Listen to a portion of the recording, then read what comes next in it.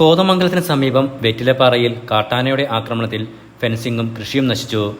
വെറ്റിലപ്പാറ സ്വദേശി തോമസിന്റെ കൃഷിഭൂമിയിലാണ് ആനകൾ നാശം വരുത്തിയത്. ഫെൻസിംഗ് തകർത്തെത്തിയ കാട്ടാനകൾ നിരവധി റബ്ബർ തൈകൾ നശിപ്പിച്ചു. ഈ പ്രദേശങ്ങളിൽ കാട്ടാന ശല്യം വളരെ രൂക്ഷമാണ്.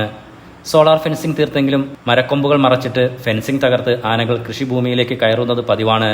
കഴിഞ്ഞ ദിവസത്തെ കാറ്റത്ത് തേക്കുമരം മറിഞ്ഞു വീണ് ഫെൻസിംഗ് തകർന്നിരുന്നു. ഇതുമൂലം കാട്ടാനയ്ക്ക് പറമ്പിൽ കയറാൻ എളുപ്പമായി. 1 വർഷം പ്രായമായ 50ഓളം റബ്ബർ തൈകളും നശിച്ചു. ഈ മാസം തന്നെ ഇത് 3ാം തവണയാണ് കാട്ടാനകൾ റബ്ബർ തൈകൾ നശിപ്പിക്കുന്നത്.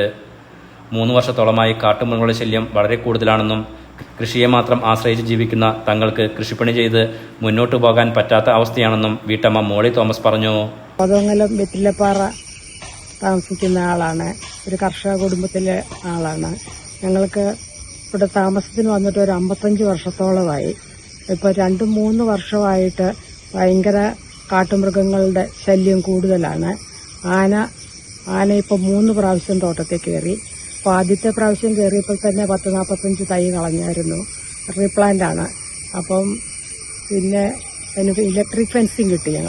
ഇലക്ട്രിക് ഫെൻസിങ്ങിൻ്റെ അതും തകർത്ത് ഇപ്പം കയറി 10-50 തൈയോളം നശിപ്പിച്ച് കളഞ്ഞിരിക്കുകയാണ്. അതുപോലെ ഭയങ്കര കൃഷി നാശം. Enlight news, Kothamangalam.